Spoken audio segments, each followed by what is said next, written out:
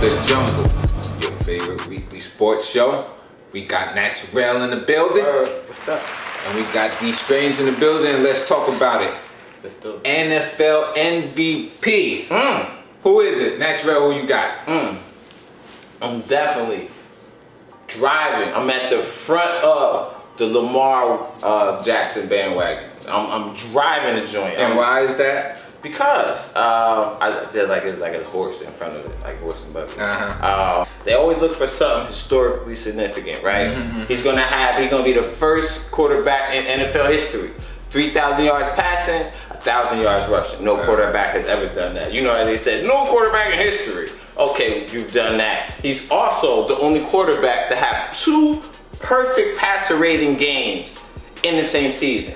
With all the great passes that we've had, and Lamar Jackson, people questioning how his arm and his accuracy is going to be, he has 2. He's the only quarterback with 2 in the same season. And third, the other big name NFL MVP candidate, he already went head to head with and beat him.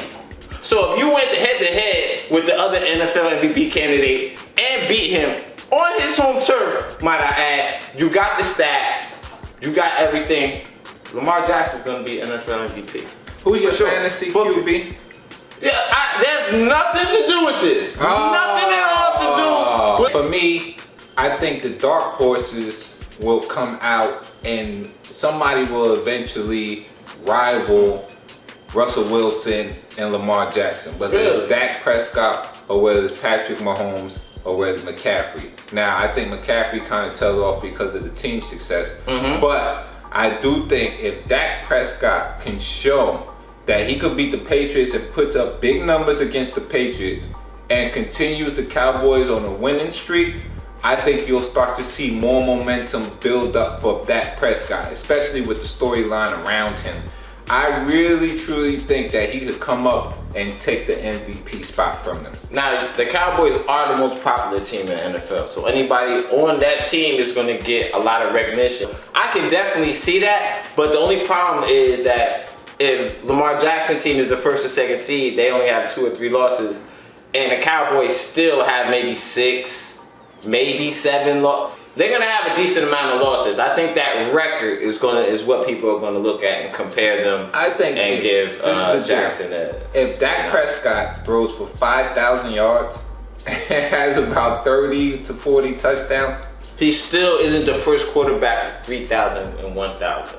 Which is true. Yeah. But like they'll both have something that's historically statistically significant. Like my point is, what do I see more sustainable? Lamar Jackson having perfect ratings or Dak Prescott putting up big numbers? What's more sustainable? Them in that ground game and being the #1 offense? Dak Prescott's going to get a couple more games against more bad teams. All right, that's what I see. And I think people are going to look at that just like they did Lamar Jackson and say, oh, like Miami is not real. So we'll see. Guys, get in the comments. Let us know who your NFL MVP is this year. And we're back, the jungle. Now let's talk some NBA. Let's get it. Did we see a Western Conference Finals between Houston and the Clippers? Naturel, what is your take? Close to it, but I would say no. I would say just because the Western Conference Finals obviously are the top 2 teams. Right now, I just got to give it to the top 2 LA teams. But Houston is definitely looking like that firm 3rd choice as far as the 3rd best team in the West, which is saying a lot, I guess, in the landscape of today's NBA.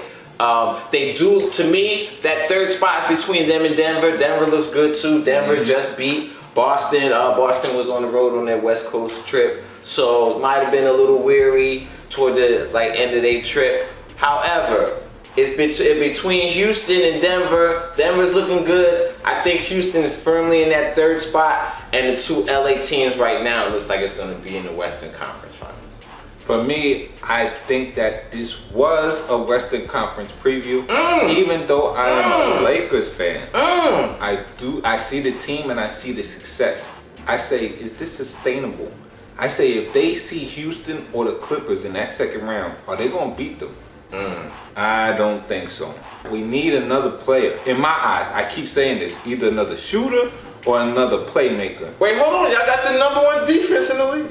Okay, fine. That's all good. You don't think that's sustainable? No, I do not think that's sustainable. And I think in the playoffs, when you're playing certain players like Russell Westbrook and James Harden or Kawhi and Paul George, they're unguardable at certain points in time. So your offense is going to have to pick up. And if LeBron James isn't going off, isn't that dude, I don't see the other guys. Maybe a Kuzma, but do I really trust Kuzma like that? No. That means that Anthony Davis has to be that guy. When the pressure's on and the spotlight is different than in New Orleans. Okay, you lose, nobody cares. You're right. We haven't seen him in that spot.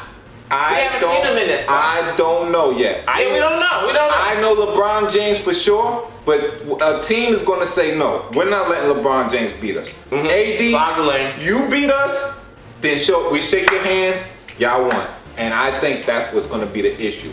So I do think it's a preview of the Western Conference Finals, and I do think that it's going to go 6 to 7 games, and I do think that it will be highly entertaining. The Clippers are not in the best of shape right now because of the injuries and everything that's transpiring between the team. But I think come playoff time, you think they'll be like a well-oiled machine? Good luck with scoring with them. Once they get it going, you can forget it. You're not going to be able to get past half court with these guys. Westbrook said Patrick Beverley just be running around. I know, he hates them. At the end of the day, if somebody you hate, you know what I mean, is guarding you or whatever, you're going to say the same thing. You know what I mean? But that's what I see. Okay, cool. So you see them as the 1-2. I see it as firmly the third team. Guys, get in the comments. Let us know where they fall at in your hierarchy of the Western Conference. Do you see it as the top 2 LA teams? Do you see Houston as one of those top 2 teams? Do you think it's somebody like Denver creeping up in that top 2 spot? Let us know. Get in the comments. And we're back. The jungle. NFL picks. Mo. Let's get it. All right. Broncos at Bills. Bills. The Broncos, they tried to play inspired last week. What the hell got into the Broncos? It ain't happening again. Bills. New York Giants at Chicago. Ooh. You know what? I don't even know what to say. Both teams. It's Chicago Bears. Let me tell you why. Bad. The Giants defense is so bad. We got people like DeAndre Baker got called out in front of the team this week for not knowing the plays. If people starting on your team don't know the plays, I'm choosing the other team, Chicago. I'm choosing the Giants because Mitchell Trubisky is just that bad. Go ahead. The Chicago's home. Watch. Bro. Steelers at Bengals. The Bengals gotta win one.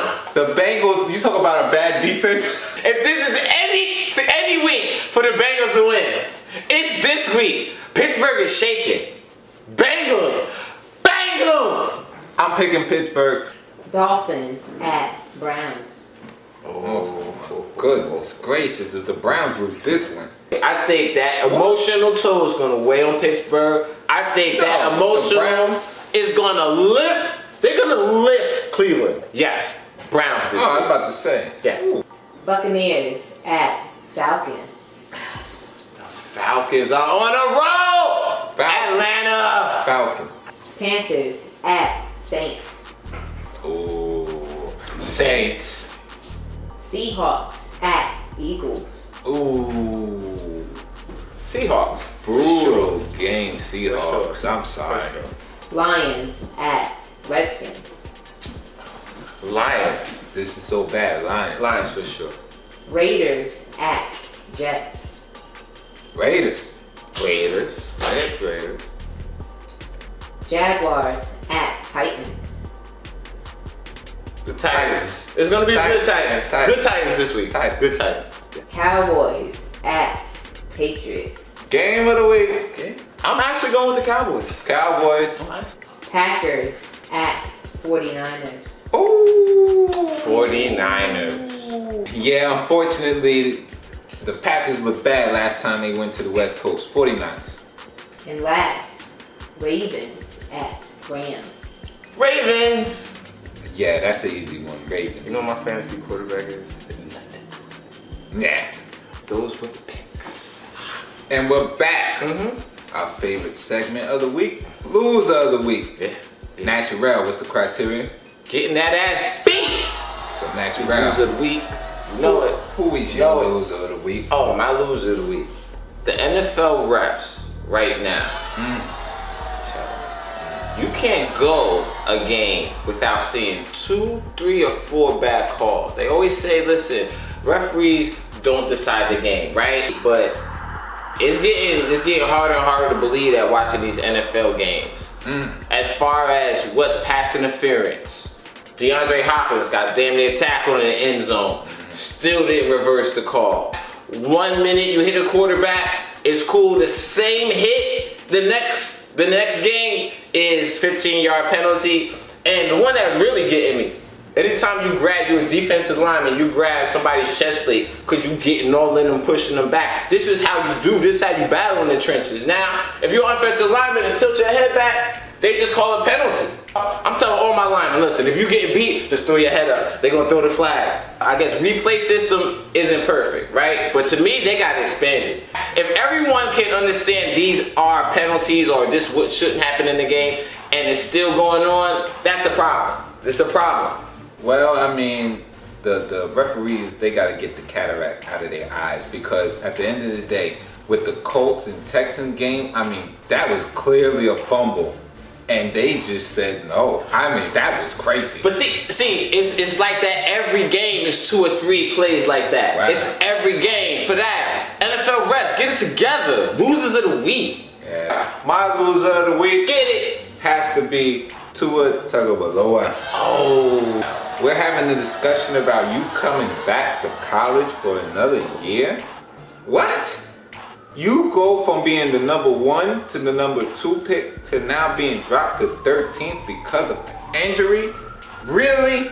And you're going to go back because you don't want to be a number 13 pick because the money difference between being the 13th pick and being the number 1 pick is so high. I saw something that said second round. I don't believe it, man.